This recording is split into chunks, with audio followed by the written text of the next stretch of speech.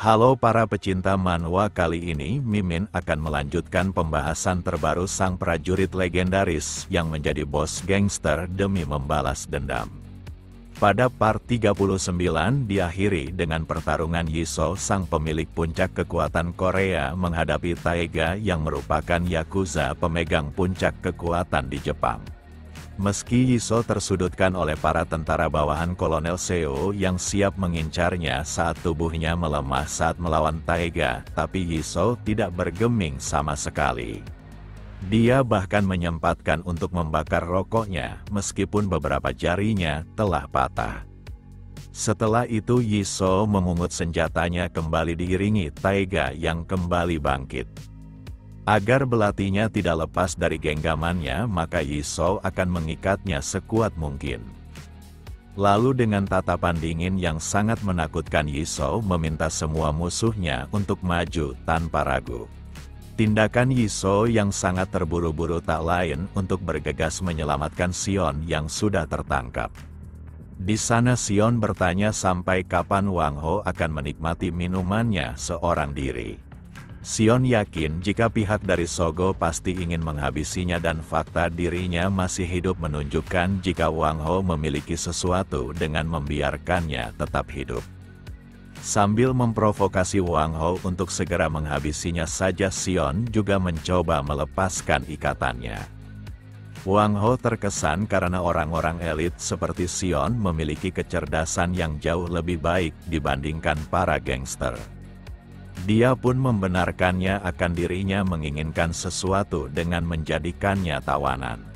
Hanya saja Sion telah menunggu momen di mana Wang Ho lengah lalu melancarkan serangan kejutannya. Tendangan tak terduga itu tak dapat dihindarkan oleh Wang Ho hingga tubuhnya terdorong mundur. Sion sangat ingin mendengar alasan yang akan dikatakan oleh Wang Ho, tapi dia harus bergegas meninggalkan tempat ini. Siapa sangka serangan yang tepat mengenai rahang membuat Wang Ho tak sadarkan diri. Kondisi tubuh Sion sangatlah buruk, tapi luka seperti ini sudah sewajarnya didapatkan dalam perang. Sebelum pergi dia bahkan mengucapkan selamat tinggal pada paman pemabuk itu. Siapa sangka Wang Ho hanya berpura-pura pingsan, bahkan dia tersenyum saat Sion meninggalkan tempat ini.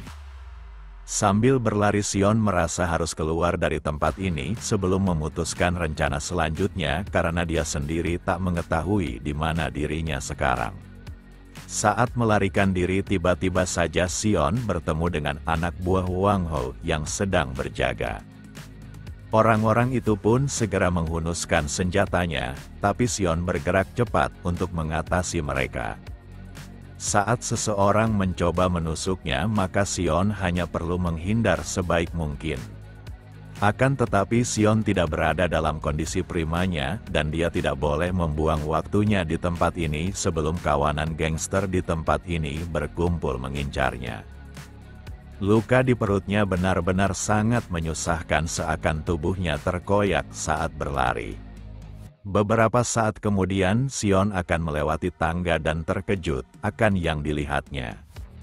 Pemandangan itu membuat Sion tertawa karena sesuatu yang menarik tampaknya akan terjadi. Siapa sangka para gangster dalam jumlah yang cukup banyak telah menantinya.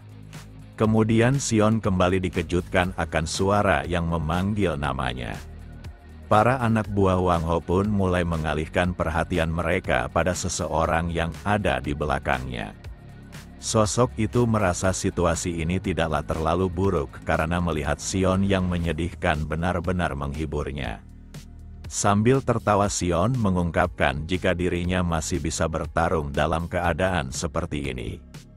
Yang benar saja orang yang datang itu adalah Siolan dan dia akan mengamuk. Beralih ke tempat Yisou di mana pertarungan hasil akhir akan segera terjadi. Taega tak mengerti bagaimana bisa seseorang yang membawa tubuh manusia tak tampak seperti manusia itu sendiri. Dirinya sudah diambang batas, tapi Yisou tetap saja berdiri kokoh, bahkan dia tak bergeming meskipun harus menghadapi para pasukan elit. Meski para pasukan ini mengetahui jika Yisou sedang sekarat, tapi tetap saja mereka ragu untuk memulai serangan. Semua itu dikarenakan sosok Yisou adalah sebuah legenda di antara mereka, dan dia bahkan terus memprovokasi semuanya untuk menyerang. Lalu salah satu dari mereka menyerang karena sudah muak diremehkan. Akan tetapi serangan itu dapat dihindari Yisou dengan baik, bahkan dia mencoba menyerang balik. Hanya saja tinjunya tiba-tiba saja berhenti sebelum mengenai targetnya. Orang itu yakin jika Yisou telah berada di ambang batas dan sekarang dia hanyalah singa tanpa taring. Akan tetapi saat dia mencoba menjatuhkan Yisou, hal tak terduga terjadi dengan tubuhnya yang tertusuk. Yisou yang telah terseret mundur kini berada dalam bahaya. Bagaimana tidak para pasukan elit yang mengincarnya dengan beberapa serangan. Semua serangan mereka ditujukan hanya untuk melumpuhkannya dan hal itu sangatlah berbahaya. Orang-orang itu berpikir jika Yisou yang berada di dekat mobil akan menjadi sasaran empuk karena tak bisa melarikan diri, tetapi Yisou merupakan asasin terlengkap. Dia bisa menyelesaikan diri dalam kondisi apapun dan selalu mendominasi dalam pertarungan yang nyata. Saat dia berhasil mematahkan tangan lawannya, tiba-tiba saja sebuah tendangan mendorongnya. Dengan ini maka Yisou tak punya ruang untuk melarikan diri lagi dari tusukan musuhnya. Akan tetapi Yisou masih saja dapat menghindarinya karena serangan yang terlalu sederhana bukanlah masalah baginya. Lalu dia mencengkeram leher lawannya agar tak dapat melarikan diri sambil menghabisinya. Di saat yang sama seseorang memasuki pintu mobil untuk mengincarnya. Namun usaha itu kembali gagal disebabkan refleks Yisou yang sangat menakjubkan. Orang ini terus menekan belatinya menggunakan kedua tangannya untuk mengakhiri hidup lawannya. Yisou paham jika dia tak bisa mengatasinya dan memutuskan untuk segera bangkit demi membalikkan situasi. Saat belati lawannya mengarah ke bawah disebabkan tekanan yang diberikannya sangat kuat, maka Yisou segera memanfaatkan kesempatan itu untuk mengincar tenggorokannya. Pertarungan dalam mobil dengan melawan dua orang sekaligus pun berakhir dengan dominasinya. Pemandangan ini membuat salah satu dari tentara tercengang ketakutan. Dia seakan telah melihat monster yang seharusnya tak diganggu meskipun sedang sekarat. Taiga yakin stamina Yisou seharusnya sudah tak tersisa, tapi dia masih saja berdiri kokoh seakan tetap dalam performa terbaiknya. Dia seakan mengabaikan kondisi tubuhnya menggunakan naluri bertarung miliknya yang tak dapat menerima kekalahan. Saat lawannya memohon ampun, maka Yisou terus menghajarnya tanpa ragu. Taiga sangat penasaran hal apa yang mendorong Yisou hingga mampu bertarung seperti ini. Dia belum pernah melihat lawan yang memiliki tekad sekuat dirinya sehingga mengabaikan kondisi tubuhnya sebagai manusia. Di sela itu Yisou menatap tajam sambil mempertanyakan apakah Taiga hanya akan menjadi penonton padahal dirinya tak keberatan jika dia menyerang sekalipun. Ucapan itu membuat Taiga sangat bersemangat. Dia tak menyangka akan mendapatkan sebuah pelajaran dari seorang anak muda di negara ini. Sebagai sosok yang diagungkan di Jepang sebagai yang terkuat, Taiga mengakui kekuatan Yisou yang sudah seperti predator puncak. Maka dari itu dia meminta agar Yisou bisa bermain bersamanya lagi. Hanya saja pandangan Yisou benar-benar sudah buruk, bahkan kesulitan melihat lawannya dengan jelas. Tanpa basa-basi lagi Taiga segera datang menyerang dengan tinju hebatnya.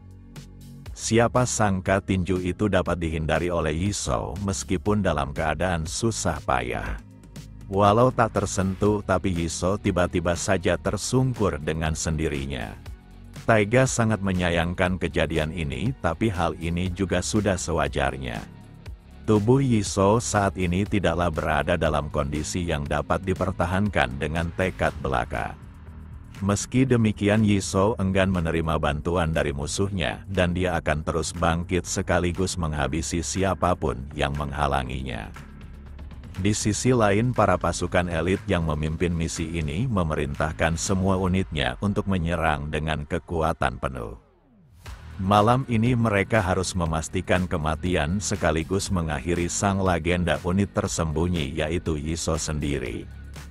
Di sisi lain Taiga merasa cara pengecut itu bukanlah cara yang baik untuk mengakhiri hidup sosok hebat seperti Yizhou.